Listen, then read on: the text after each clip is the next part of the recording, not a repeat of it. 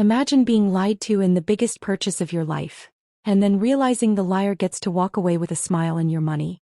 I didn't have the energy for a lawsuit, but I did have patience and the creativity to ruin his life 1 year at a time. If you've ever dreamed of serving slow, poetic justice to someone who wronged you, hit that like button, subscribe, and get ready, because this is one of the most satisfying long-game revenge stories you'll hear today. 7 years ago, I achieved something I'd been working toward for a decade. 10 years of overtime. 10 years of saying no to vacations, nights out, and impulse buys. But finally, I bought my own home. It wasn't just a house. It was the symbol of every sacrifice I'd made. I could already picture it.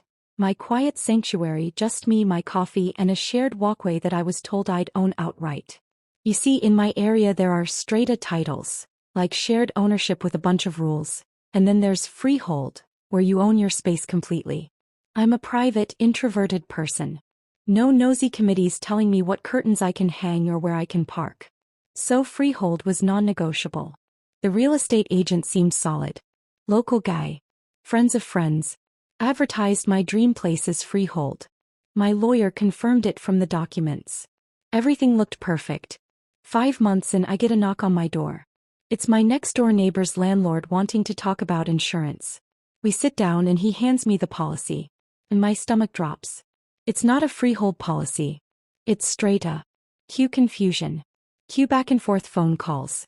Cue me realizing I had been sold something completely different from what I thought I bought.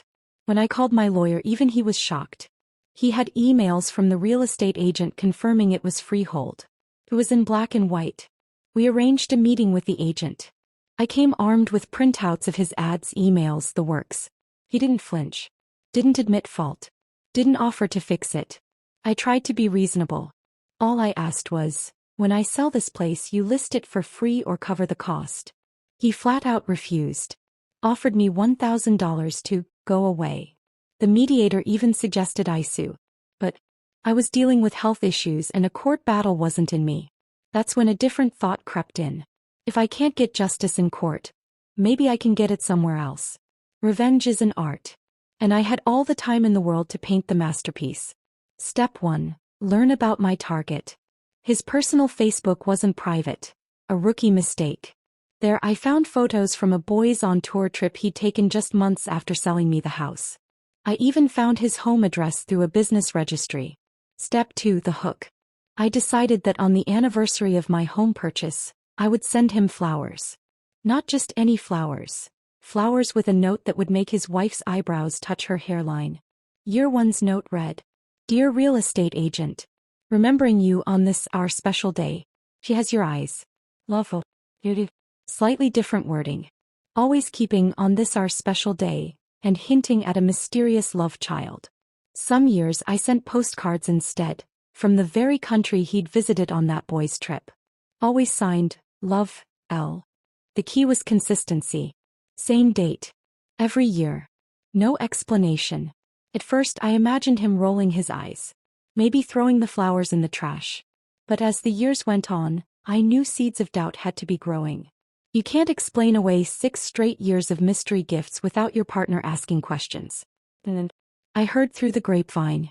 He was divorced. His wife had left him. He'd lost his house, half his retirement, and, the cherry on top, he was no longer a real estate agent. Apparently she finally connected the dots.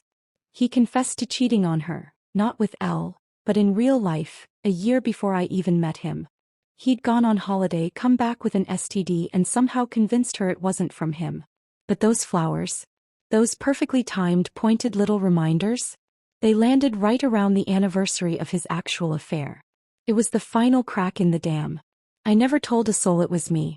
To this day, as far as he knows, Al could still be out there. Did I mean for him to lose his marriage, his home, and his career? No. But I also didn't shed a tear. Because while the court couldn't give me justice, karma could.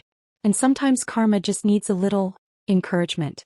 Took 6 years of patience, but in the end, the man who lied to me in the biggest transaction of my life ended up with nothing. And the best part? He'll never know for sure who was behind it. Some people think revenge should be fast and loud. But sometimes, the sweetest justice is slow, quiet, and unforgettable. If this story gave you chills, smash that like button and tell me in the comments, What's the most patient revenge you've ever seen? And of course, subscribe for more stories that prove karma never forgets.